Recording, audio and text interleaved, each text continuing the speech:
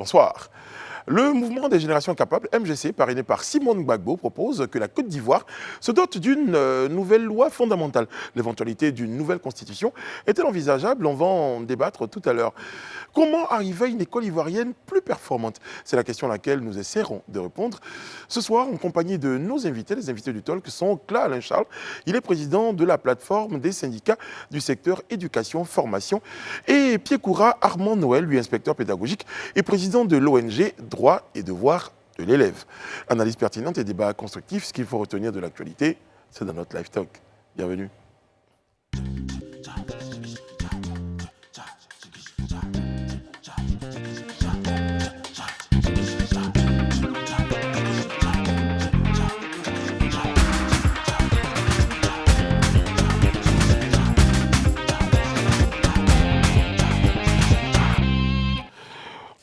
Oyez, oyez, voilà, on est très heureux d'être dans votre compagnie, merci de choisir les programmes de Live TV.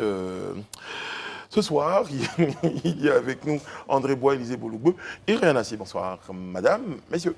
Bonsoir Brice. Bonsoir Brice. Bonsoir Brice. Fidèle à la cravate, Élisée Bouloubou, fidèle à la cravate, fidèle à la cravate. Important. Et puis pour nous accompagner, je vous le disais, donc, nos invités ce soir sont Alain Charles Cla, bonsoir. Bonsoir.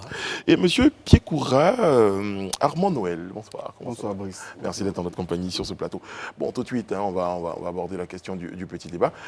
Justement, cette question-là, sur ce point, la question, c'est la Côte d'Ivoire pourra-t-elle bientôt se doter d'une nouvelle constitution? André Bois, eh bien, c'est une proposition signée Simone Gbagbo, accompagnée de certains de ses amis, ses camarades. Oui, mais avant d'aller là, il faut savoir que Simone Gbagbo donc, fait une déclaration à la suite d'une rencontre avec un certain nombre de partis politiques et de mouvements de la société civile. Et ils réagissent d'abord sur leur non-participation, leur non-implication au dialogue politique. Donc à partir de là, ils disent que bon, voilà, eux qui ont une proposition à faire, par exemple sur la Constitution, trouvent anormal de ne pas être conviés à ce grand rendez-vous politique et de dialogue politique entre les différents acteurs de la société ivoirienne. Et donc, voilà, ils posent le problème de l'inclusivité de cette rencontre et du coup, de la possibilité de débattre de cette question, sans doute qui leur tient à cœur. Donc, moi, je pense que, voilà, c'est leur avis. Et il faut voir maintenant si la Côte d'Ivoire est prête à se lancer dans un débat autour de la Constitution. Élisée Bouloubou, je me tourne vers vous. André parlait tout à l'heure, lorsqu'il plantait le décor, du fait que ces partis politiques-là revendiquent une certaine participation ou dénoncent leur non-participation au dialogue politique. Mais mon petit souci, c'est le timing. Le dialogue politique reprend normalement demain. Et depuis lors, il n'avait pas été convié déjà aux premières sessions. Pourquoi maintenant ? Ben, je pense que peut-être qu'ils ont choisi de parler maintenant, c'est parce qu'ils avaient voulu laisser la chance certainement aux autorités durant tout ce temps-là de, je dirais, rectifier le tir. Je suppose que c'est dans cette dynamique-là. Mais une chose est certaine, on ne peut pas avoir tous les acteurs politiques dans le cadre du dialogue politique. C'est un peu compliqué. Parce que là, je rappelle que pour le dialogue politique, on a une vingtaine de partis politiques et je crois 26 organisations de la société civile. Donc quand on comptabilise, on se rend évidemment compte que la Côte d'Ivoire n'est pas juste constituée d'une vingtaine de partis politiques, encore moins de 26 organisations de la société civile. Donc tout le monde ne peut pas, ou du moins n'a pas été convié, en dehors même de ces groupes qui le revendiquent. Et c'est, je ne dirais pas que c'est dommage, pas dans le cadre, mais je pense que peut-être il va falloir qu'on entrevoie cette possibilité-là de rendre beaucoup plus inclusif en fait ce dialogue politique-là. C'est important en tout cas, qu'on puisse écouter les différentes chapelles, qu'on puisse écouter l'avis des uns et des autres, parce que ça y va, à mon sens, de la stabilité et de la cohésion tant recherchée aussi bien par les pouvoirs publics que par l'opposition. Tout à fait. Alors ce qui est dénoncé est tout à fait légitime. On parle donc d'inclusivité du débat et du dialogue politique. On s'attend, par la compréhension en tout cas, à ce que tous les acteurs politiques puissent être concernés justement par cette rencontre. Élisée le souligne très très bien quand il nous dit que tout le monde ne peut pas être là. Mais l'idée ici, c'est de trouver des solutions qui fassent que tout le monde puisse avoir son mot à dire. créer une plateforme, pourquoi pas, ou aller sur, par exemple, un système de représentation. Quand on prend, par exemple, les acteurs de la société civile, on sait que certains sont représentés. Ces acteurs-là, eux, pourraient recueillir donc auprès de leurs amis de la société civile tout ce type de recommandations qu'ils pourraient faire remonter. Parce que l'idée ici, ce n'est pas seulement de voir des gens assis à cette table de discussion, mais c'est de voir toutes les idées recueillies et déposées sur cette table de discussion. Très bien. Réaction? L'un d'entre vous? Bon, oui, par rapport à la participation, moi je pense que la diversité est une bonne chose. Il faut donner la chance à tout le monde de s'exprimer. Donc, mais on ne peut pas non plus prendre tout le monde. Donc la représentativité. Si le stade Félicien Boigny serait très petit. On serait tous là. Donc, mais il faut que tout le monde soit représenté, toutes les opinions soient représentées. Exactement. Maintenant, on peut trouver des attelages pour que les uns et les autres portent la voix de ceux qui ne peuvent pas être là. C'est ça. Bien, moi je pense qu'il n'y a rien qui presse. Il faut aller doucement, il faut impliquer tout le monde. Parce que les problèmes que nous avons, il y a toujours des personnes qui se sentent marginalisées. Et comme Mme Assi a dit, il faudrait que la majorité des personnes soient impliquées pour que vraiment les choses avancent. Parce que si on met toujours des personnes de côté, je pense qu'il y aura toujours les mêmes problèmes qui vont réjaillir. Il y a un mot qui est revenu tout à l'heure, c'est problème. Et selon Simone Gbagbo, l'un des problèmes de notre Côte d'Ivoire pourrait être la Constitution. Oui, on touche là au cœur même justement du débat, c'est-à-dire que qu'est-ce qui fait que nous avons chaque fois des discordes, etc. Donc il y a cette lecture-là qu'on a de la Constitution. Est-ce que la Constitution est suffisamment claire sur un certain nombre de sujets? Et ce qui va être intéressant dans ce que nous sommes tous en train de dire ce soir, c'est qu'il se trouve que il y a des acteurs, qu'on pense importants ou pas, mais en tout cas, ils ont fait le choix d'être sur l'espace public pour impacter notre vie, qui pensent différemment. Donc, c'est à quel moment on les écoute? Et moi, je suis parti vraiment sur l'idée d'Élysée Bolugbo concernant le fait qu'on ne peut pas réunir tout le monde. Mais quand j'ai entendu Pierre Koura, je pense qu'effectivement, c'est la notion de... on va à quel rythme? Pourquoi on est pressé? Peut-être que si on prend un dialogue qui dure 3 mois, je dis n'importe quoi, peut-être que ça donne l'occasion d'entendre tous les partis politiques, même les plus petits de ce pays. Donc, en fait, on voit qu'on ne peut pas avoir une idée fermée sur la façon de conduire ce dialogue-là, si tant est que ce qu'on souhaite, c'est qu'on ait tout, à la fin, on ait le maximum d'Ivoiriens, en tout cas, qui soient d'accord sur la... Pour faire un parallèle avec le football, selon ce que vous nous faites passer comme idée, c'est pas qu'il y ait 23 qui soient qualifiés ou sélectionnés pour aller à la CAN, c'est avec ces 23-là qu'on va jouer, mais régulièrement, il est peut-être possible de pouvoir intégrer de nouvelles formations. Et c'est comme ça que ça se passe au football. C'est-à-dire que pendant qu'on prépare les qualifications de la Coupe du Monde ou de la Coupe d'Afrique, le sélectionneur a le choix de prendre, il peut prendre 50 joueurs, sauf que jusqu'à ce qu'il arrive à la Coupe, il finit par avoir ses 23 ou ses 28, ça dépend de la conjoncture. Sauf qu'à partir de ces 28, là, on peut plus changer les 28. Voilà. Donc, est-ce que la configuration actuelle, là, c'est celle-là qui va rester pour le dialogue intéressant, politique? je veux bien voir l'avis de mes copains. Non, moi, je ne voudrais pas qu'on ait une telle lecture. Parce que si on repart, en fait, depuis le lancement du dialogue politique, que ce soit sur le Premier ministre Aoussou, après, le relais a été pris par, paix à son âme, le Premier ministre Amadou Gon Coulibaly, puis après le Premier ministre aussi, paix à son âme, Ahmed Bakayoko, on se rend compte qu'à chaque fois, il y a eu des acteurs qui ont été ajoutés. Voilà, on a eu des acteurs qui ont été ajoutés. Aujourd'hui, on est en train de parler d'un dialogue politique même avec les acteurs de la société civile. Ça, quand on repart en arrière, ce n'était pas cette configuration qu'on avait dès le départ. On avait juste des acteurs politiques, des partis politiques et mouvements politiques. On s'est rendu compte à un certain moment qu'eux seuls ne pouvaient pas porter la voix de toute la République parce qu'il y avait certaines personnes qui, elles aussi, font partie de la République, mais qui ne se reconnaissent pas dans ces partis politiques. Donc, il fallait aussi en tenir compte. Donc, on a rajouté des acteurs de la société civile. Moi, je pense que, comme le dit l'adage, un team vaut mieux que 2 tueras. Aujourd'hui, on a pu avoir un certain nombre d'acteurs. On ne va pas cracher là-dessus. On va toujours mener le plaidoyer, de sorte que dans la poursuite, parce que on n'est pas en train de dire que le dialogue s'est fermé, le dialogue politique, je pense que, comme le disait ce matin d'ailleurs le porte-parole du gouvernement, c'est une spécificité ivoirienne, mais qui va durer dans le temps parce que c'est une volonté des autorités qui sont là. Donc je suppose que c'est des rendez-vous, c'est des rondes qui auront lieu. On pourra prendre en compte ces recommandations qui sont faites là, et puis au fur et à mesure ajouter certains acteurs peut-être qu'on a oubliés en chemin, mais dont la voix est nécessaire dans la prise en compte pour la suite du processus. Donc moi je voudrais plutôt qu'on puisse orienter le débat vraiment dans ce sens-là, en fait, et encourager les uns et les autres à ne pas vraiment se braquer ou à ne pas se rebeller, mais peut-être apporter des propositions et puis espérer que dans la poursuite des échanges, on puisse... Parce que l'autre question que les uns et les autres se sont posées, c'est Simone Gbagbo, qui est une figure forte de notre politique, ne pas être associé à ce dialogue politique. Voilà, donc, ça pose la question des critères. Enfin, on s'est basé sur quoi? Voilà. Est-ce que les critères sont publics, on les connaît, c'est lié à la représentativité au Parlement? Moi, j'ai vu, j'en parle toujours, j'ai vu certaines personnes qui n'ont aucun élu, qui n'ont pas de... Ce n'est pas les partis qui rassemblent, mais qui étaient là-bas. Donc, voyez-vous, donc c'est extrêmement un peu arbitraire quand même, mais dans le sens du...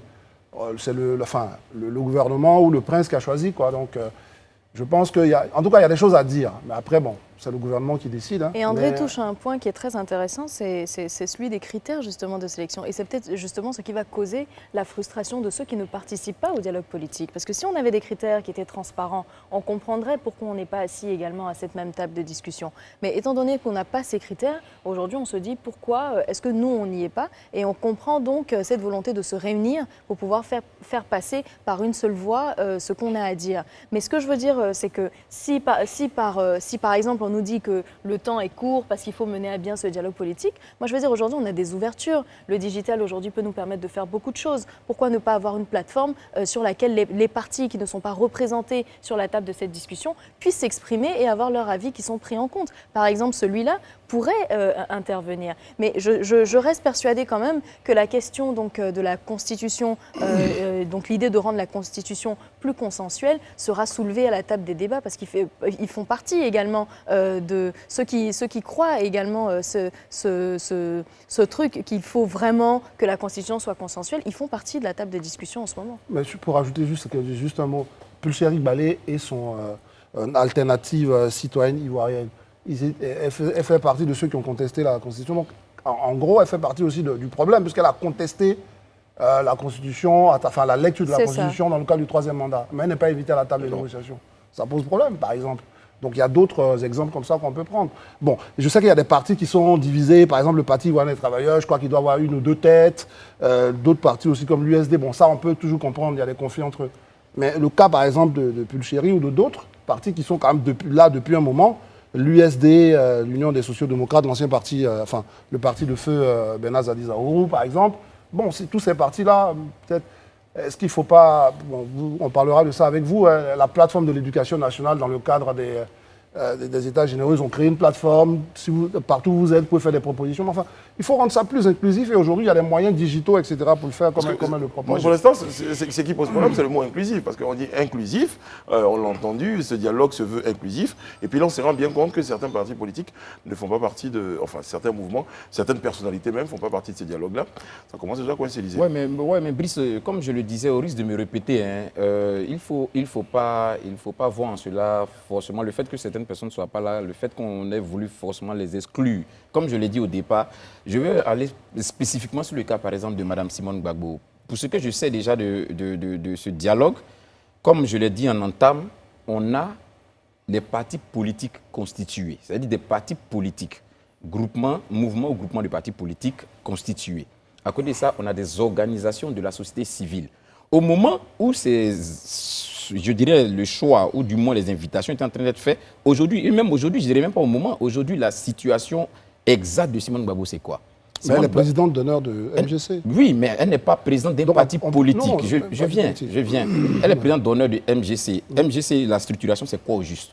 Donc, sur cette base-là, c'est un mouvement de la société civile, c'est un groupement de partis politiques, c'est quoi? On a besoin de savoir. Donc, sur cette base-là, moi, je pense qu'on ne pouvait pas déjà l'inviter. Maintenant, je ne dis pas qu'on ne doit pas prendre en compte son point de vue au regard de sa représentativité. C'est pourquoi je dis que les portes restent ouvertes. Je pense que le gouvernement n'est pas du tout fermé au regard de ce que je dis. Quand on part, comme je l'ai dit, à l'origine même du dialogue politique jusqu'à ce jour, il y a des acteurs qui, dès le départ, n'étaient pas là. Il y a des acteurs qui, depuis la genèse du dialogue politique, étaient présents. Mais il y a certains qui n'étaient pas là et qui, au fur et à mesure, ont rejoint le wagon. Donc, je me dis que c'est des portes qui sont ouvertes. c'est des portes qui restent vraiment ouvertes en fait. Donc il ne faut pas qu'on dise que c'est... Toujours au faut titre pas qu'on des propositions, Rihanna parlait tout à l'heure de différentes contributions par un ou par un autre moyen. Est-ce qu'aujourd'hui, on ne peut pas s'adosser sur des groupements comme ça pour dire, bon, aujourd'hui nous sommes de l'opposition, nous avons des idées communes, par exemple en estimant que cette constitution, par exemple, a besoin d'être revue. Donc plutôt que ce soit moi, Brice, qui vienne porter cette idée-là, André, qui est peut-être représenté à ce dialogue politique, peut porter cette idée. Mais le problème, c'est justement ce que je disais tout à l'heure. J'ai dit, tout le monde peut ne pas être là.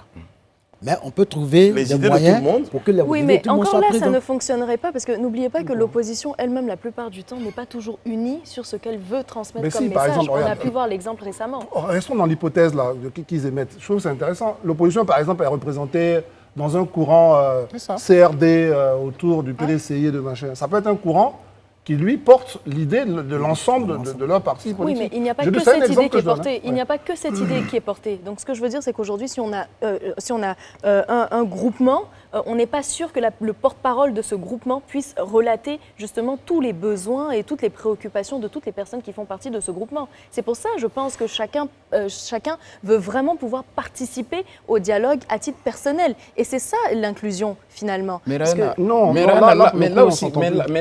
là aussi, il va falloir qu'on fasse très attention. Parce que j'estime pour ma part que le cadre qu'on crée pour le dialogue politique avec les acteurs politiques, les acteurs de la société civile, c'est parce qu'on veut aboutir à un consensus, à un minimum de consensus autour duquel se retrouve l'ensemble des citoyens. Ce n'est pas des opinions personnelles ou du moins des intérêts personnalisés qu'on vient défendre. on ne parle pas Je suppose que d'intérêt c'est personnel. je suppose Peut-être que je me suis pas Parce fait qu'il finit, comprendre. vous. Ouais. Bon, je suppose que quand même l'objectif ici, c'est qu'on s'entende tous, en tout cas autour du minimum, d'un consensus qui puisse prendre en compte l'intérêt général. Donc, sur cette base, je pense que la plupart du temps, les opinions se rejoignent. Qu'on soit d'un courant opposé ou bien qu'on soit du parti au pouvoir, qu'on soit d'un mouvement de la société civile, la plupart du temps, on a au moins, je dirais, ce squelette-là autour duquel quand même tout le monde se retrouve un peu. Je pense que déjà, si on se retrouve dans ça, c'est déjà, moi c'est un avantage. Maintenant, les spécificités individuelles, c'est des choses qu'on peut discuter, mais pas forcément dans le cadre du dialogue politique. On peut trouver d'autres canaux où on peut vraiment les émettre et puis peut-être échanger là-dessus. Mais Et je crois que ces justement, canaux-là existent en fait. Comment est-ce qu'on va jauger de quelle spécificité est plus importante que d'autres? Il faut bien avoir quand même une quantification de toutes les opinions. C'est ce que j'essaie de dire. Non, Je ne parle pas d'intérêt personnel. hein. Moi, je me demande, Je reviens à vous tout à l'heure. à qui appartient la Constitution? Je pense que c'est à tous les Ivoiriens. Bien sûr. Donc, normalement, l'Ivoirien lambda doit pouvoir donner son avis. C'est-à-dire que même s'il est dans un village quelque part là-bas, il doit pouvoir donner son avis. Donc, moi, je pense qu'il faut créer les conditions pour que vraiment la majorité des Ivoiriens puissent donner leur avis. Mais aujourd'hui, Et moi, je dis quoi? terminé. Pour parler de constitution, c'est vrai qu'on voit le côté politique, mais nous prenons le cas des députés, par exemple, dans différentes régions. Les députés représentent des populations. Donc, normalement, quand on veut parler de constitution, je pense que les députés même sont bien placés pour informer, pour prendre les avis des populations. C'est exactement Parce ce qu'on Les fait. relayer. parce que le problème, si je ne suis pas un membre d'un parti politique ou je ne suis pas un membre de la société civile, je ne me sens pas concerné. Pourtant, le député qui parle, le député de mon village, de ma ville qui parle, il parle à mon nom. Donc je pense que lorsqu'on parle de constitution, on ne doit pas seulement compter sur les partis politiques ou bien on ne doit pas compter sur la société civile, mais je pense qu'il faut trouver les moyens pour que tout le monde puisse participer. Et moi, je pense que les députés en Côte d'Ivoire sont les mieux placés pour représenter leur peuple. Ils peuvent discuter avec leur peuple et donner l'opinion de leurs différents peuples. Oui, moi moi j'ai l'impression que l'idée de quelqu'un peut être quelque part sans que la personne y soit. Bien sûr, je suis d'accord avec ça. C'est-à-dire, c'est prendre en compte toutes les opinions. Exactement. Mais on n'a pas besoin d'être tout le monde présent C'est ça. pour que notre idée y soit. Oui, Comme moi je d'accord. dis, on peut trouver C'est ça. des moyens pour que ceux qui ne peuvent pas être là, parce que sinon, Puissent quand même si on doit contribuer. dire chaque personne doit venir En excellent. Non, bien elle-même sûr, c'est avec même pas faisable. avec son idée, mais on ne peut pas s'en sortir. Donc ceux qui ne peuvent pas être là peuvent faire parvenir leur idée par des mécanismes. Exactement. Je pense que c'est ce que moi C'est ce que ouais, mais c'est bien pour ça que toutes que les opinions y soient. Mais les individus. évidemment, on pourrait être à la fois en désaccord avec Rihanna quand elle veut que chacun vienne défendre son idée. Ah non, ce n'est pas ce que Non. j'ai dit par contre. Bon, Non. bon, je je sais n'ai pas. pas demandé à ce C'est ça. que. Non, Précisez- c'est précisez- ça le problème. Je n'ai pas précisez votre demandé pensée. à ce que tout le monde vienne personnellement défendre son idée. Mais c'était Et c'est quoi moi l'idée qui ai été, j'ai envie de dire, précurseur de l'idée selon laquelle on peut trouver des moyens, des plateformes par exemple, par lesquelles on va récolter les opinions de chacun, on va les prendre en compte. Et c'est moi qui ai parlé justement de la représentation par un certain type. Mais vous parlez justement de cette opposition qui doit se mettre ensemble pour lever un sujet. Ce que j'explique, c'est qu'il y a différents types de sujets. Donc il faut trouver le moyen efficace de prendre en compte toutes les opinions, mais que ce soit représenté sur une plateforme ou par un délégué. D'accord, donc j'avais mal compris ton idée, mais en tout cas, si la question c'est que est-ce que les idées des uns et des autres ne peuvent pas être exprimées par un groupe, c'est possible. C'est bien pour ça qu'on fait des plateformes. Ce que je suis en train de dire, c'est que les partis, l'État a une ambition, c'est de dire comment faire en sorte, et quelqu'un l'a dit ici, pour que toutes les opinions soient représentées. Et il faut faire un moment obligation aux acteurs politiques de se regrouper pour dire, bon, nous on va organiser un rendez-vous qui va permettre à la nation de débattre. Mais évidemment, tout le monde ne peut pas venir. Donc, regroupez-vous par sensibilité. Et puis, voilà, vous revenez et vous nous donnez la liste comme ils l'ont fait pour les TDR. Vous venez, donc on sait, par exemple, si moi je suis parti A et que je veux me mettre avec les gens de Z et de B, etc., on s'organise, on vient, on dépose nos idées, de sorte que tout le monde fasse partie. Parce que je ne suis pas convaincu que... Je l'aime bien, c'est une tata qui est extrêmement intelligente, Danielle Bonic-Lavry. Mais expliquez-moi comment Danielle Bonic-Lavry serait plus représentative que, par exemple, Simone Gbagbo. C'est ça qui pose problème. C'est qu'instamment, créons le mécanisme. Et là, pour revenir à Élysée, où je ne suis pas d'accord, nous, on ne connaît pas l'agenda du gouvernement, mais nous, on constate que à quelques heures du rendez-vous, il y a des personnalités qui n'y sont pas. Et ça pose problème, des personnalités et des courants de pensée. Donc, qu'ils aient un agenda qui est d'ouvrir au fur et à mesure, je peux leur croire sans te faire le porte-parole, mais quelque part, on constate qu'ils ont fermé la porte à d'autres partis politiques. Et c'est ce qu'on dénonce. Oui, Élysée, vous avez été interpellé. Oui, d'accord. Je pense qu'il faut droit de remettre les choses à leur place. Hein. Ouais, il faut remettre, j'ai laissé André terminer, mais il faut remettre les choses à leur place. Parlant de l'agenda, c'est vrai qu'il s'est focalisé sur l'agenda, mais j'ai été clair. J'ai dit que, pour ma part, j'estime, quand on regarde ceux qui ont été invités, on se rend compte qu'on a affaire à des représentants de partis, politiques constitués. Élysée, permettez-moi 15 secondes, une réaction d'une internaute qui s'appelle Diane Moumouni qui dit deux questions. Est-ce que c'est l'absence de Simone Gbagbo ou de son mouvement, par exemple, qui pose problème? Alors, dans le cas précis, ça va être les deux. Même les deux. Ça va être les deux. Oui. Terminé. Voilà. Moi, je pense les deux. Et comme je le dis, c'est-à-dire que quand on regarde tous les acteurs qui sont aujourd'hui invités à la table de discussion, on se rend compte que c'est des structures formellement constituées, que ce soit des mouvements, des organisations de société civile ou que ce soit des partis politiques constitués. Au moment où ces invitations partaient, quelle était la situation de Simone Gbagbo? C'est ce que je demande. Je ne dis pas qu'elle n'est pas représentative, ce n'est pas ce que je dis.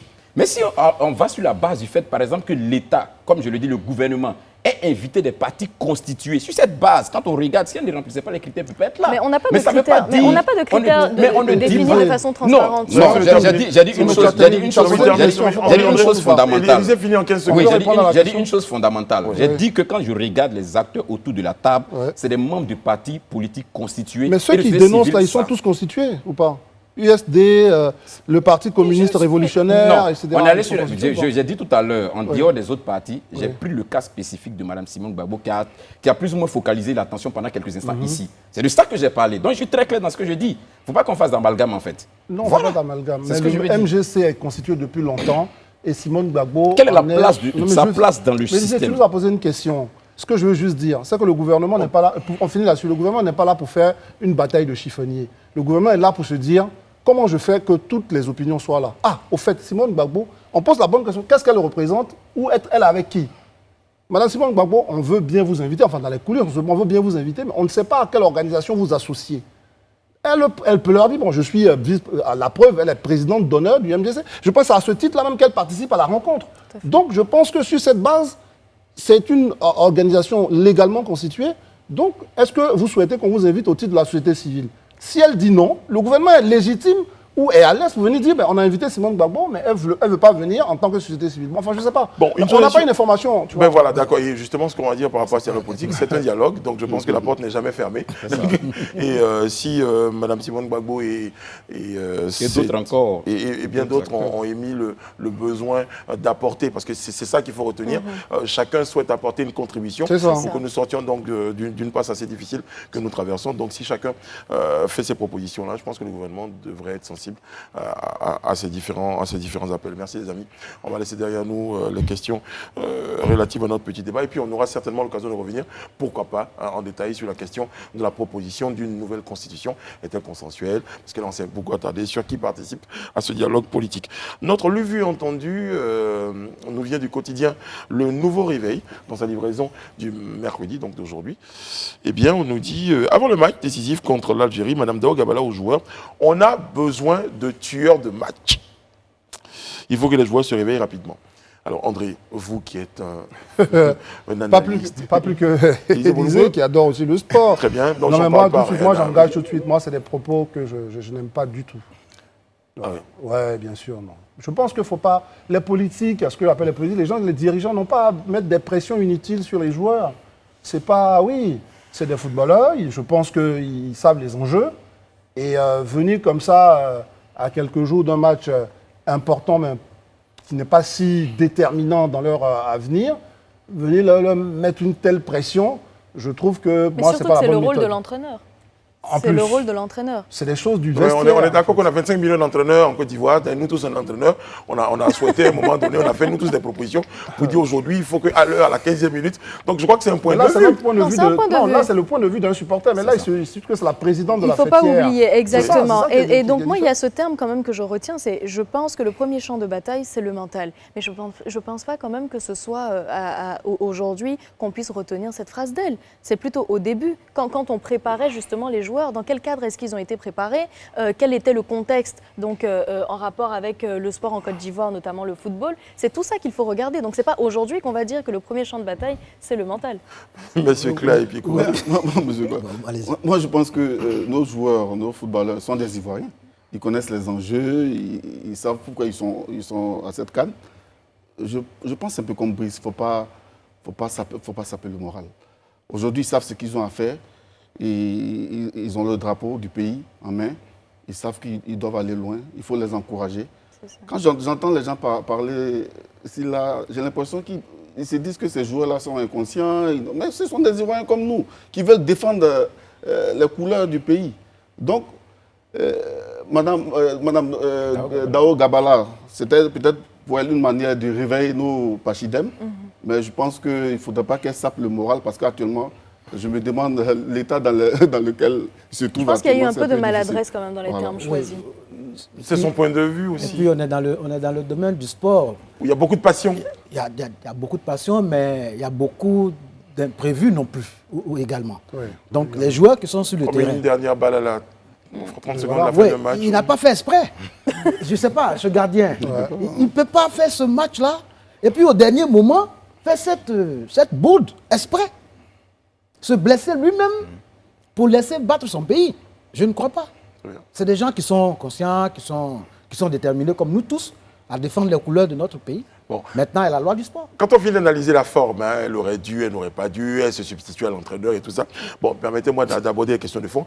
Est-ce que vraiment, il ne faut pas un tueur de match en début de match? Mais tueur là même là. Moi quand j'ai lu même le titre là, tu sais que le titre on peut le comprendre dans deux sens. Un tueur de match, c'est quelqu'un qui veut venir foutre le match en l'air. Comme un tueur de match. Non, lisez bien. On l'a bien compris. Mais c'est vrai que j'y ai pensé. J'avoue que mon esprit est un peu tordu à penser. Ça peut être compris dans deux sens, et puis celui qui l'aurait compris autrement n'aurait pas aussi menti. Donc quand on a besoin de tueur de match, bon, ok, on a besoin des gens qui veulent qu'on rentre à la maison assez vite, donc on va dater le match. On pense que ça c'est rapidement. Oui, parce qu'on a un peu l'impression justement d'avoir une équipe des éléphants qui tourne un peu au diesel, qui peine à se réveiller ou qui réagit en fonction. Donc ce qu'on veut aujourd'hui, c'est un 2-0, un 3-0 en première mi-temps. On est tranquille par exemple, pourquoi pas? Non, mais cet exercice-là, on l'a toujours fait depuis des années. Depuis chaque campagne, on est toujours en train de revenir dessus. Je faisais le constat hier avec un ami et je lui disais que même quand on avait cette équipe qu'on appelait Génération Dorée, que tout le monde qualifiait, je dirais, des meilleurs sur le continent. Mais on a toujours eu ces palpitations cardiaques-là. cette difficulté à démarrer les matchs, souvent même c'était poussif. La plupart de tous nos grands succès ont été pour la plupart du temps sur des actions individuelles. C'est-à-dire qu'un exploit individuel de quelqu'un qui est sorti, il a ingénié un coup de génie et puis réalisé alors qu'on avait des talents indéniables. Tout le monde était unanime que c'était des talents vraiment et qui le prouvaient à chaque fois. Donc, mais la Côte d'Ivoire a cette, physionomie, je dirais, ou bien à cette psychologie-là en fait, de toujours démarrer ses matchs difficilement.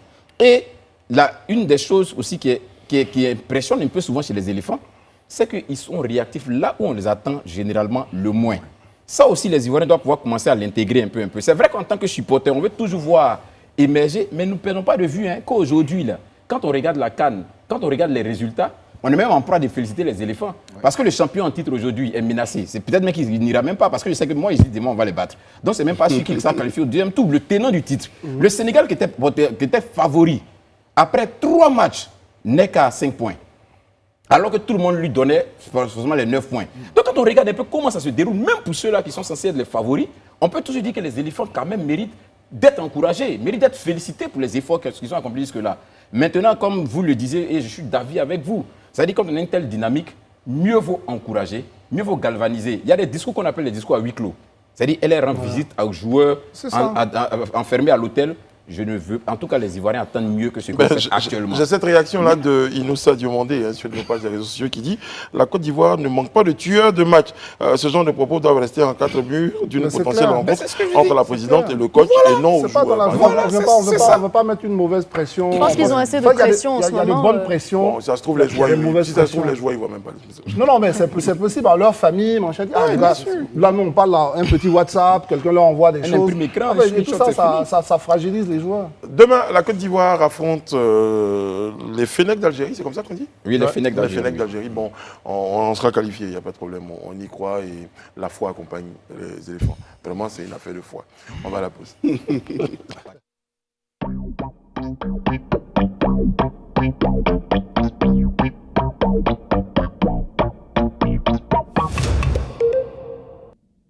Nous sommes de retour sur le plateau du Live Talk pour la deuxième partie de notre rendez-vous, en compagnie d'Élysée, d'André et de Rayana, et surtout en compagnie de nos invités ce soir. On va parler donc d'éducation, en compagnie de M. Piekoura Amandoué, inspecteur pédagogique et président de l'ONG Droit et Devoir de l'élève, et M. Claire Charles, il est président de la plateforme des syndicats du secteur éducation. Formation. Messieurs, on le sait, depuis un moment, le constat est avéré. L'école ivoirienne se porte mal et depuis le 21 juillet 2021, les États généraux de l'éducation nationale ont été lancés par le ministère de l'Éducation nationale pour faire un diagnostic du mal dont souffre cette école ivoirienne-là. Selon vous, qu'est-ce qui est à la base des difficultés de notre école? Je commence ou... Oui, commence. Bon, Monsieur Piekoura. Bien, moi c'est bizarre, mais quand on me dit que l'école se porte mal, ça m'étonne, franchement, ça m'étonne. Ça m'étonne parce que j'ai été enseignant. J'ai vu que dans les classes où j'étais, il y avait des enfants quand même qui avaient un bon niveau. Je ne sais pas sur quoi on se base, parce que quand moi je regarde des chiffres, depuis les années 1960 jusqu'à aujourd'hui, bon, je ne vois pas quand est-ce que l'école de Côte d'Ivoire a fait 100% de réussite. Bon, alors permettez-moi, vous voulez, quelqu'un veut répondre? Parce que moi, bon, d'abord, le principe des États généraux, c'est certainement pas parce que l'école se porte super bien qu'on passe par exemple au principe des États généraux. À un moment donné, c'est peut-être un bilan. On peut peut-être décider de faire un bilan. On te répondra que ce n'est pas la première fois qu'on fait des États généraux. Mais quand on voit par exemple des élèves qui affrontent des policiers, je peux imaginer que l'école se porte mal. Bien, c'est pour ça que nous, droits et devoirs de l'élève, nous disons que les gens considèrent les enfants, les élèves, ils oublient que les élèves sont des enfants. C'est ça le problème aujourd'hui en Côte d'Ivoire. Mais ces enfants qui se comportent mal, quelle éducation ils reçoivent des parents? Quelle éducation ils reçoivent de la société? Très bien. Donc ce n'est pas l'école qui se porte mal, c'est peut-être les parents qui se portent mal. Non, qui se comportent mal. Voilà, c'est là le problème. Très bien. Président Kla. Oui. Moi, je le dis de façon nette, l'école se porte mal. Très bien. Ça ne va pas du tout. Pourquoi? C'est parce que peut-être convaincre votre voisin. Oui, ça ne va pas du tout. Moi, je peux donner des chiffres. Ouais. Vous savez, le bac en Côte d'Ivoire de 1960 à 1970, les taux de réussite étaient au-dessus de 50%. Et puis à partir de 1973, on a connu la première chute. Et puis à partir de 83, ça s'est aggravé. Et en 91, on a connu 20% de réussite au bac. C'était le taux le plus bas.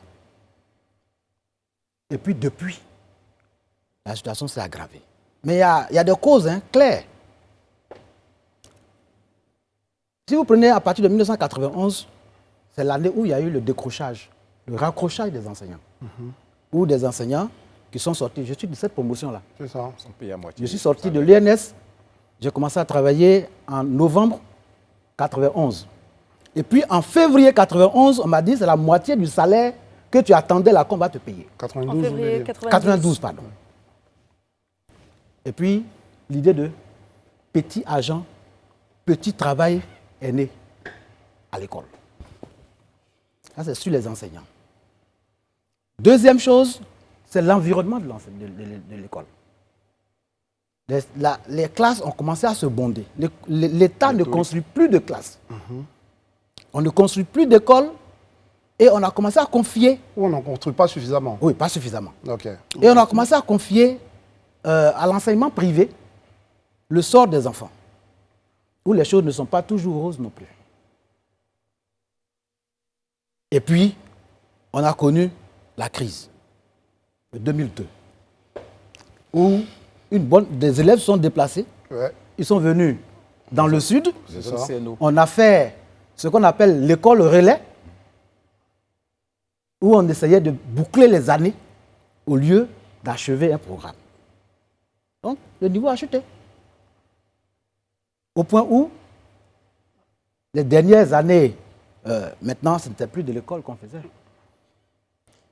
Non, on faisait... Quand vous dites les dernières années, vous parlez de quelle période? Quand vous dites c'est justement, maintenant là ou parce que bien les années avant la maintenant- fin de la crise? Les années 2000. Depuis l'avais les dit années 2002. 2009, Bon, ça fait 20 mais ans. surtout depuis 2012-2013. Ouais. Parce qu'il y a eu beaucoup de grèves pendant ces derniers temps. Et ce qu'on cherchait à faire, c'était de boucler l'année. C'est-à-dire, on disait par exemple, quand on arrête les cours et qu'on reprend en janvier, on demandait au corps enseignant de trouver les notes. Il faut boucler l'année. Donc, l'année qu'on doit faire en 9 mois, on faisait 3 mois de grève, et puis on fait le reste en 2 mois. Donc, quand le professeur vient en classe, il ne vient plus pour enseigner. Il vient pour voir ses 2 ou 3 notes. Enfin, moi, justement, sur ça, j'ai le sentiment que sur ce qu'il vient de dire, on pointe du doigt, vous êtes inspecteur quand même de l'enseignement, Oui. on pointe du doigt ces inspecteurs-là qui finalement sont les vrais patrons de l'éducation nationale, qui, à un moment, décident ou disent aux enseignants, écoutez les gars, il faut terminer l'année, etc., etc. Est-ce que, quelque part, il n'a pas raison de dire qu'on a privilégié plutôt le tableau, là, le joli tableau, ou les contours du tableau, On a par rapport à beaucoup ce qu'il y a à l'intérieur, qui est vraiment la qualité, justement, de l'œuvre. Bien, c'est ce que je disais tout de suite. C'est-à-dire que nous avons été enseignants. Moi, je peux être d'accord si dans le système, dans tout le système, tout est mauvais. Là, je suis d'accord. Mais avec toutes ces dates qu'il a données, il y avait quand même des personnes qui avaient un bon niveau. Mais Donc, est-ce que, il est-ce faut que ça pas- représentait la majorité? C'est la question qui est posée. Non. Si c'est une question de majorité, ça c'est un autre débat.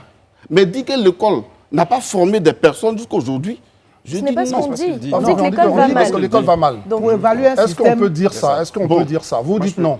Bien, moi je dis l'école va mal Oui. parce que moi je me réfère aux chiffres que nous avons. C'est-à-dire que nous, en tant qu'ONG Droits et Devoirs, nous luttons, nous œuvrons pour le maintien de l'élève dans le cursus scolaire. Très bien. Mais nous avons remarqué que plus les années passent, plus il y a un grand nombre d'enfants qui sortent du système. Ouais. Je vous prends un exemple. En 2008, Ouais. 2008-2009, c'est que les enfants qui ont eu le bac l'année passée, ils étaient au CP1, ils étaient autour de 2 300 000 enfants. Vous voyez, l'année passée, on a eu 87 000 enfants seulement qui ont eu le bac. Alors que c'est censé être la Les génération... 80, voilà, c'est la génération de 2008. C'est C'est-à-dire ça, que de 2 millions, ils sont passés à 87 000. C'est ça. Donc on enlève ceux qui sont décédés, puis ceux qui sont encore en classe de terminale. On a autour de 90% d'enfants qui sont sortis du système. Nous, c'est notre problème qui est là. mais donc l'école va Donc c'est mal. parce que l'école va mal, ou pas? Nous, on dit Ou que... le système scolaire va mal? Ouais, nous, on dit que c'est parce que les enfants ne sont pas encadrés normalement. Par qui? Par qui? Par les parents. Ok, alors. Pour vous, le déjà- premier, pour vous, le c'est-à-dire, premier pour nous, responsable, le premier responsable du fait que l'école n'aille pas bien, ce Ce sont sont les parents. Parce que, non, je viens, parce que nous avons, les professeurs ont toujours la même formation à l'école normale supérieure. Oui, mais ce n'est mais pas pendant la qu'on y est, question. à contrario, pendant qu'on y est, je voudrais rebondir sur ce qu'a dit tout à l'heure M. Kla. Oui. Quand vous dites qu'ils ont eu la même formation, M. Oui. Kla a dit quelque chose qui était symptomatique aujourd'hui de l'état d'esprit d'une bonne partie des enseignants. D'accord. Petit argent, petit travail. Est-ce qu'arrivé à un certain moment, il n'y a pas une démotivation qui s'est créée au point où les enseignants n'ont pas assumé pleinement leurs responsabilités? Est-ce que ça aussi, ce n'est pas une raison? Ils ont Quand trahi leur on me dit sacerdoce. que les enseignants n'ont pas assumé leurs responsabilités, Ils n'ont pas trahi leur est-ce sacerdoce. que Non, Julien. s'il vous plaît, est-ce que 1 plus 1 égale à 2? Est-ce que les enseignants disaient en son temps là que 1 plus 1 égale à 3? Parce que c'est ça, moi, je veux que les gens sachent. Parce Non, que, ce n'est pas là la question. Parce que lui, Non, non, je viens Pour sur le l'éducation, non, S'il si vous plaît, si, s'il si, vous je plaît. peux, si Bon, si on je va peux pour le juste. plateau. S'il vous Vous plaît. terminez, s'il vous Ok. plaît. S'il vous plaît. Ok, on laisse terminer. Monsieur Kla, il est aussi enseignant. Je sais qu'il peut vous dire aujourd'hui que dans sa classe, pendant qu'il parlait de ces années-là, il a fait beaucoup d'années avant de devenir inspecteur pédagogique comme moi. Il y a des enfants qui étaient vraiment excellents. Vous reconnaissez ça? Mais ce même monsieur Kla-là, qui donnait cours, comment ça se fait que monsieur Kla donne le même cours à un certain nombre d'enfants, et puis il y a des enfants qui s'en sortent, et il y a d'autres enfants qui ne s'en sortent pas? Donc le problème, pour moi, ce n'est pas monsieur Kla. Très bien. Non, Monsieur ici. Kla, allez-y. Non, votre lecture, mais allons-y dessus. Voilà, monsieur Kla, de toute façon. bien éclairer les choses. C'est-à-dire, quand on dit l'école ne va pas, il y a plusieurs paramètres. C'est ça. Ce n'est pas l'enseignant qui n'a pas la compétence, mais il y a l'enseignant même qui n'a pas la compétence aussi. Ça, on est d'accord. Parce que ces dernières années, on a fait des recrutements d'enseignants, des programmes présidentiels d'urgence. On a pris des gens, parce qu'on a besoin d'enseignants, qu'on a envoyés sur le terrain sans les former. En tout cas, ils n'ont pas été bien Si, formés. à la sortie de la crise, Oui, effectivement. ils n'ont pas ils été n'ont pas bien été bien formés. formés. On est d'accord. Alors, quand il n'est pas bien formé, il ne peut pas bien faire le travail.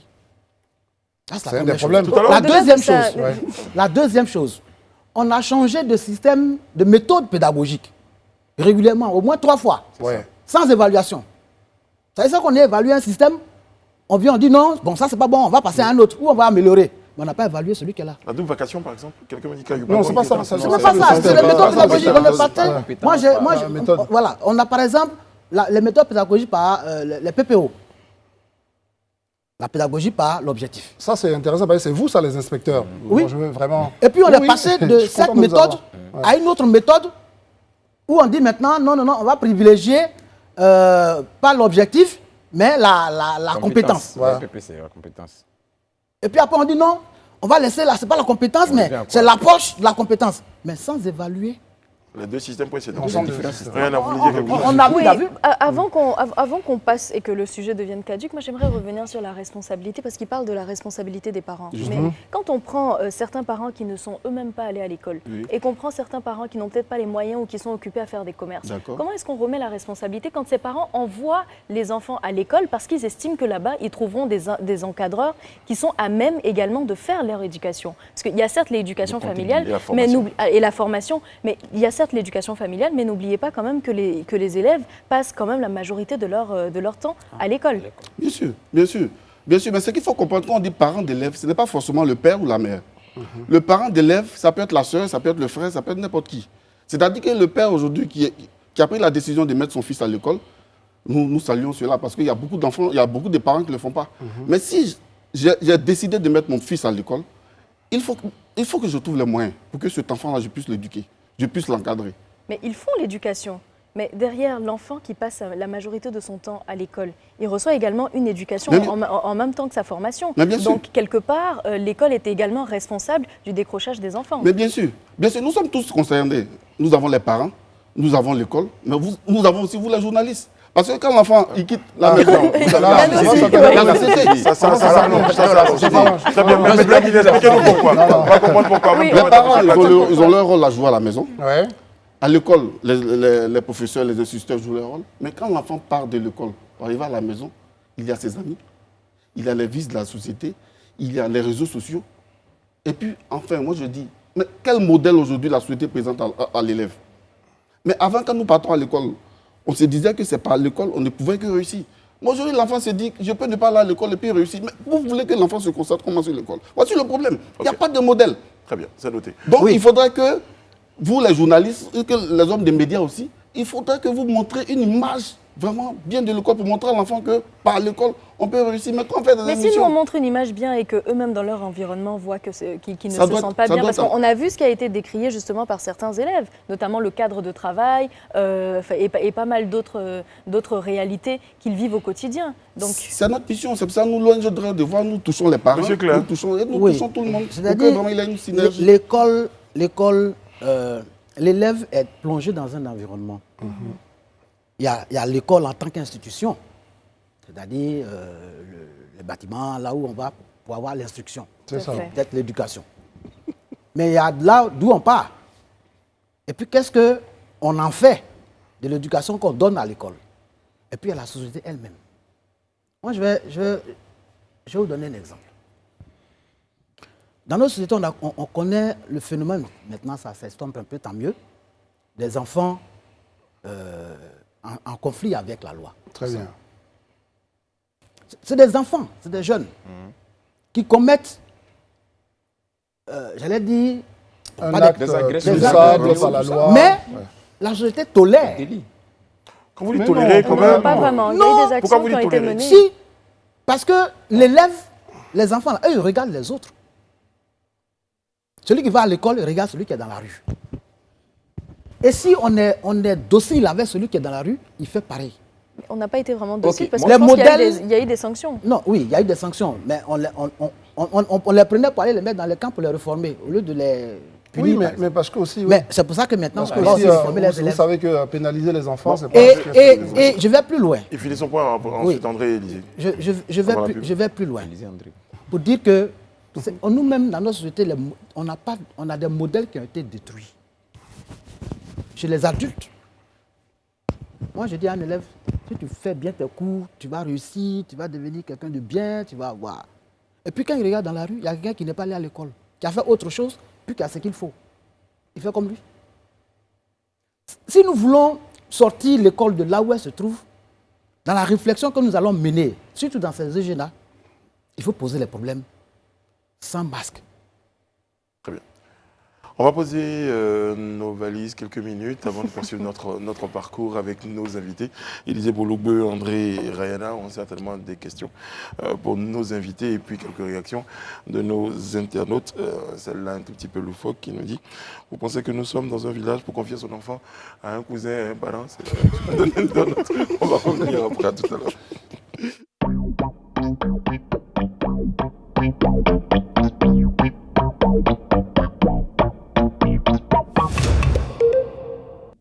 Sur les canaux 206 du bouquet Canal Plus et numéro 6 de la TNT, vous nous regardez, vous regardez Live TV et vous regardez le Live Talk. Et ce soir, il est question d'éducation nationale en compagnie de nos invités. Je rappelle Alain Charles, il est président de la plateforme des syndicats du secteur éducation-formation, et puis Kouara Manuel, inspecteur pédagogique et président de l'ONG Droits et devoirs de l'élève. C'est vrai, on peut supputer longtemps sur les responsabilités des uns et des autres. Certains disent que les enseignants, lorsqu'ils ont commencé à penser petit argent, petit travail, ont peut-être trahi un sacerdoce, je l'ai entendu en filigrane, bon, tout à l'heure, ou bien que les parents ont démissionné parce qu'ils ont confié leur formation aux enseignants. On a même imaginé que les parents pouvaient confier l'éducation de leurs enfants à des cousins. Bon, enfin bref, tout ça c'est vrai, tout ça c'est dit, tout ça on peut en débattre, mais aujourd'hui, ce qu'il faut peut-être envisager, c'est qu'est-ce qu'on propose comme solution. Je crois que la dernière partie de cette émission l'a consacrée à ce point-là. Brice, quand même, donne-nous 5 minutes pour revenir très rapidement. Non, même pas 5 minutes, 3 minutes pour revenir sur le diagnostic et la question du sacerdoce. Vraiment, je trouve que c'est important. Quand même, on a ils jouent des rôles très importants dans l'enseignement. Ce sont des inspecteurs et ils ont été enseignants. Quand un enseignant se retrouve à l'oral du bac ou d'un examen avec les élèves et qu'il a son petit panier et que dans le panier, on doit mettre 3 000 francs chaque fois ou 1 000 francs pour sortir. Je dis que ça n'a rien à voir avec l'État, même si on est mal payé.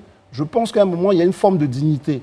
Surtout que je termine là-dessus, le pays est organisé pour qu'on ait les voies syndicales pour lutter. On a ça. Donc ce n'est pas parce qu'on va demander, on va prendre 1 000 francs à chaque oral d'anglais ou d'allemand ou de ceci, cela, qu'on fait. Et c'est tout ça. Et quand moi, je suis en face un collègue enseignant que je vois que M. Paul fait ça à côté, Eh ben écoutez, et donc finalement ça s'est généralisé. Et donc c'est un vrai problème de sacerdoce. Non, ça ne s'est Non, pas non, ça s'est pas généralisé. généralisé. Ça ne s'est pas généralisé. Dans Bon. toutes les corporations, il y a des brebis galeuses. C'est clair. Nous sommes des syndicalistes. C'est pas un argument, monsieur. Non, non, Pla. si. Nous sommes des syndicalistes et chaque année, à la veille des examens, nous faisons des tournées de sensibilisation pour demander à nos collègues de rester propres au niveau des examens. Mais, vous savez, il y a toujours des gens qui rament à compte courant. Donc, il y a effectivement des brebis galeuses, mais ce n'est pas la majorité des enseignants. Vous parlez de syndicalisme, eh bien Benjamin Laurent Kouassi, il estime à un moment donné que de nombreuses revendications syndicales n'aboutissent pas, n'ont pas une oreille attentive et justement ça crée une forme de démotivation. Oui, ça aussi, c'est un problème. C'est-à-dire, si on veut s'en sortir, il faut régler les problèmes. Mais on fait aussi avec les moyens qu'on a. Le Mais- pays, oui, on ne va mais- pas aller chercher l'argent ailleurs. Mais Non, c'est aussi une réalité. Si vous voulez, Non, moi, je il y voudrais a- revenir sur un fait.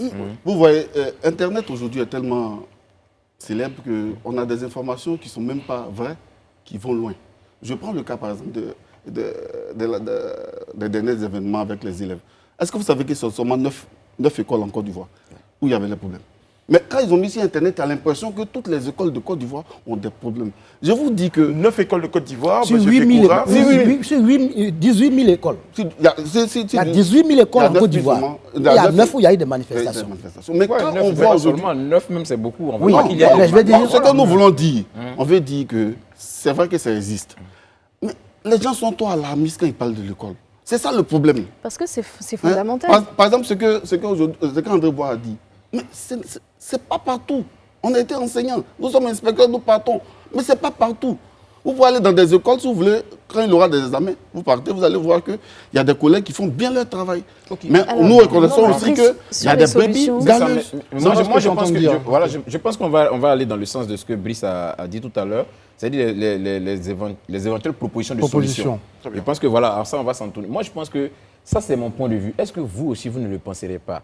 Aujourd'hui, pour qu'on puisse résoudre définitivement la question de l'école, et ce n'est pas bien que chaque acteur mette devant lui un miroir avant de dire que c'est l'État, par exemple, pour les enseignants, avant de dire que c'est les parents pour les enseignants, avant de dire que c'est les enseignants pour l'État, et est-ce que ce ne serait pas bien que chaque acteur mette devant soi un miroir et fasse sa propre introspection et se remette en cause lui-même? Est-ce que ce ne serait pas le début de la résolution de la question de l'école? Parce qu'à chaque fois qu'on a entendu quelqu'un parler concernant l'école et qu'on a évoqué le fait que l'école ne marche pas, celui qui intervient voit toujours l'autre responsable. À aucun moment, il ne remet en cause ses éventuelles responsabilités dans le fait que l'école a des problèmes. Est-ce que ce ne serait pas le début d'une solution, ça? Mais nous sommes d'accord et nous disons qu'il faut aller encore plus loin. Parce que nous disons simplement que dans ce système que les gens pensent mauvais, il y a des enfants qui réussissent dans ce système. Mais si l'enfant de Yao a réussi dans ce système, pourquoi mon enfant ne réussit pas? Le parent doit d'abord se poser des problèmes, des questions. Parce que Mais et vous, les inspecteurs, vous posez quelles questions pour que cette solution soit trouvée? mais nous faisons notre travail. Lequel? Mais le travail de l'inspecteur, nous remettons à niveau nos enseignants, nous vérifions si le travail il est bien fait. Les inspecteurs travaillent, mais ils ont aussi besoin de moyens. Alors, Mais les au-delà- différents au-delà de programmes, par exemple, l'inspecteur- les différents programmes qui ont été à chaque fois changés sans il y ait une évaluation, est-ce que ça, ce n'est pas un problème? Vous savez, quand vous allez à l'éducation nationale, que vous voyez, vous allez comprendre que les gens travaillent vraiment à l'éducation nationale. Avant de faire sortir un programme, il y a ce qu'on appelle les projets pilotes. Il y a des projets pilotes. C'est après des projets pilotes qu'on met le programme sur un terrain. Mais la vie est ce qu'elle est. On peut décider quelque chose aujourd'hui et puis dans le processus, on voit qu'il y a des problèmes. Ce n'est pas faux. Ce n'est pas faux. Nous remarquons souvent qu'il y a des problèmes.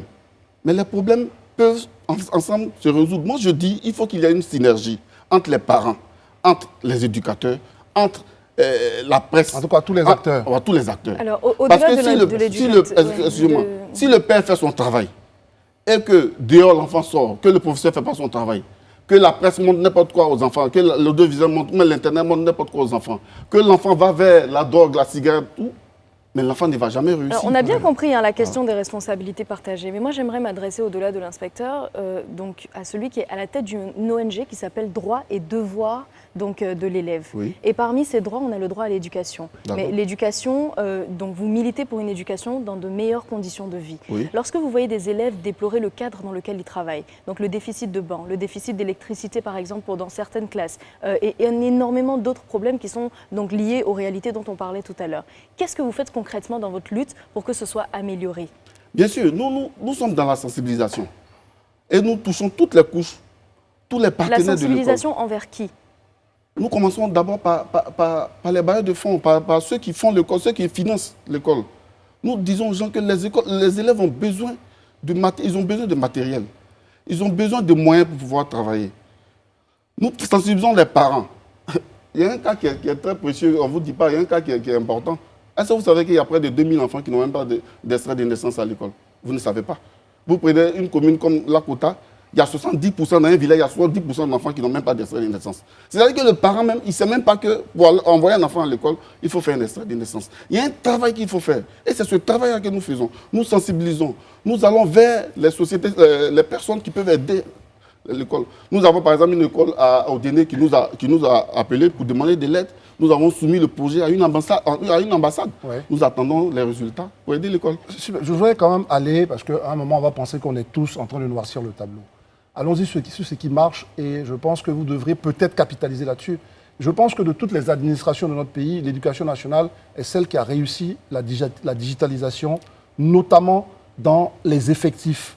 Vous savez, avant, quand on était au lycée, quand j'ai flashé au lycée Saint-Raphaël, qui est un lycée privé, je quitte, je vais m'inscrire au lycée Saint-Paul. J'étais en 3e, je me mets en seconde. Maintenant, ce n'est plus possible dans l'éducation nationale. Il y a eu un vrai système qui a permis à l'éducation nationale vraiment d'être très robuste.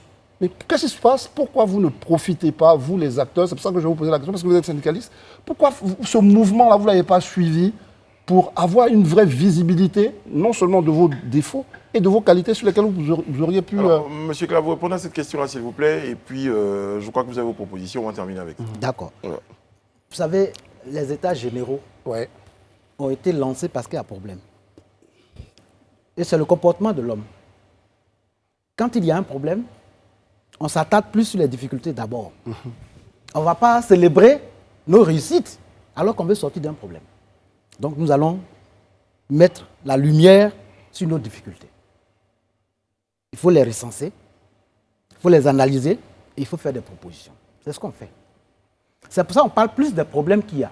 Mais sinon, il y a de bonnes choses aussi à l'éducation nationale. Ah, merci. Et c'est lesquels que vous êtes en train Oui, d'explorer? mais vous avez dit par exemple qu'on est complètement digitalisé. Ouais. La Codipos, vous allez dessus, vous savez, on sait qui est où, à quel moment, votre carrière est tracée, vous pouvez la suivre vous-même. Il y a beaucoup de choses. Mais on ne s'attarde pas sur ces choses-là parce que nous, on veut régler les problèmes. C'est ça. C'est pour ça.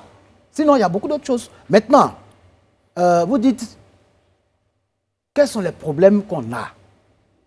J'ai dit, l'école, là, il y a des problèmes structurels. Donc, il faut aller sur la solution pour Oui, régler les plutôt problèmes les structurels. La solution des problèmes Il faut structurels. les problèmes structurels. Par exemple... C'est plus l'institut- d'argent? Oui, mais s'il n'y a pas de classe, comment on fait pour avancer? Vous savez, il y a des classes où il y a 120 élèves. Or, la norme de l'UNESCO, c'est 30 élèves. C'est dans une classe, Donc on a 4 fois le vous nombre. avez 4 classes. Un enseignant il devait enseigner 30 élèves, il en a 120. S'il fait un devoir, il a 120 copies à corriger. pour l'année. Non, même pas pour l'année, pour le... Oh, Parce que je fais un devoir pour le mois. Or, c'est il fini. doit faire 3 devoirs par trimestre, par exemple. C'est-à-dire, là où il doit avoir 90 copies, il a 120 fois 3, à votre avis. Où il trouve le temps pour corriger. Donc, Donc, il va faire des devoirs pour pouvoir les corriger. Sinon, il ne peut pas s'en sortir. Alors, il faut donc décongestionner la classe. Diviser la classe pour qu'il ait le nombre qu'il faut pour bien faire son travail. Or, pour qu'on ait 4 classes, là où on a une seule, il faut construire 4 autres classes, salles de classe, par exemple. Donc, c'est des problèmes. On demande à l'enseignant d'être performant. Mais ils travaillent dans une classe. Il y a des écoles où, de l'autre côté des claustras, c'est la rue. Et on a la rue dans la classe. Vous allez à Djamé, le collège, le Il y a un lycée, lycée en plein marché. dans là. le marché. Ouais, ouais, Oui, ça, à Djamé, ouais. oui. Je suis Aris, allé je pense. Aris. C'est le collège Merci Aris. beaucoup. Le Le collège lycée, le lycée ouais. Aris. C'est dans le marché. Vous êtes dans la classe, vous entendez les gens qui Je veux vendent plus les loin. friperies là. Je veux les choses. Ouais. Voilà, liquider 200. Et l'enfant, il est en classe. Ça, c'est des problèmes. Alors, Vous dites est-ce qu'on qu'il a faut beaucoup de plus d'argent? revendications au niveau des syndicats. On en fait des Les missions. solutions. Malheureusement, on en Les fait des solutions. Les solutions, Rapidement, s'il vous c'est plaît, une on va solution prendre que je deux ou trois. propose au niveau des D'accord, syndicats. ouais. Les revendications, les grèves. Ouais. On veut mettre fin aux grèves, Oui. mais il faut s'asseoir pour régler les problèmes. Très bien. Et je crois qu'il y a les états Solution généraux. de dialogue. Oui. Ouais. Bon, moi, je pense que les États généraux sont là pour pouvoir résoudre des problèmes. Nous disons qu'il faudrait que les États généraux résolvent vraiment les problèmes en Côte d'Ivoire. Il faudrait qu'après les États généraux, l'école ivoirienne avance. Mais avant que les États généraux trouvent leurs solutions, je voudrais demander aux parents d'encadrer leurs enfants, de regarder un peu ce que leurs enfants rapportent de l'école. Ne comptez pas seulement sur les enseignants pour donner l'encadrement à vos enfants. Il faut encadrer son enfant. L'enfant qui est bien encadré, il réussit toujours à l'école. Vous pouvez essayer, vous pouvez regarder et vous allez voir. Et je dis aujourd'hui à tous les hommes de médias de nous soutenir. Décidément, hein. Les hommes de médias. Oui, il faut nous soutenir, loin de devoir. Parce que quand il y a eu les choses, les événements, on cherchait des personnes comme vous pour parler à nos enfants, puisque nous avons une plateforme, on a des milliers d'enfants qui nous suivent au quotidien. Mais si par exemple, Brice Arnaud ou bien André Il faut faire la Surtout démarche Élysée, aussi. ça va. s'ils donnent un message aux Il est enfants, trop occupé. Ça. mais les enfants vont se calmer. Rassurez-vous, ça a été fait, effectivement. Sur cette chaîne, en tout cas, sur Live TV, on a déjà interpellé. Et puis, justement, ces différentes émissions qu'on a interpellent les élèves, les enfants, les parents d'élèves sur la responsabilité. Parce que je crois que c'est aujourd'hui, c'est un mot qui revient, c'est la responsabilité des parents d'élèves, des enseignants, des élèves eux-mêmes aussi. Parce qu'on n'en a pas suffisamment parlé. Eux-mêmes aussi, leur responsabilité. Très bien. En tout cas, tout le monde est convié là-bas. C'est pas comme un dialogue politique, c'est vraiment inclusif, tout le monde participe. Est-ce que vos avis ont été pris en compte? Tout le monde participe aux états généraux. Aux États généraux. Oui, au GEDA, nous, en tant que syndicat en tout cas, Vous participez. nous avons déjà déposé nos propositions. Nous avons fait des ateliers, on a compilé nos propositions. Déborah Traille n'y croit pas. Et on l'a déposé. En ces états généraux, elle dit que les états généraux ne résolvent pas les problèmes, mais les dressent. Oui, mais j'arrive. Notre inquiétude, Ouais. c'est qu'on peut recenser tout ça. Et puis ça peut dormir dans les tiroirs. Voilà, il ne faut pas, parce qu'il y a un internaute aussi qui nous dit. Il ne fallait pas que ça tombe dans les Ça ne tiroirs. servira à rien de réfléchir comme on le fait actuellement, si, in fine, on ne va pas en tenir compte. Très bien. Il y a eu beaucoup d'états généraux déjà en Côte d'Ivoire où les résultats sont restés dans les tiroirs.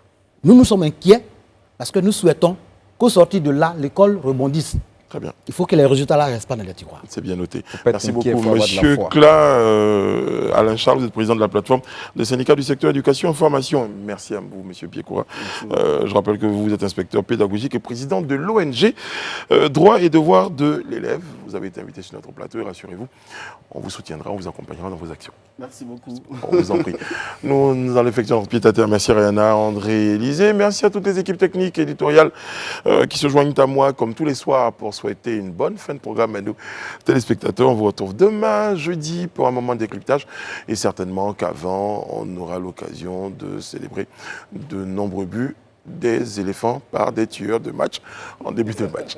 Prenez soin de vous et des autres. Que Dieu veille sur vous, qui veille sur la Côte d'Ivoire. À demain.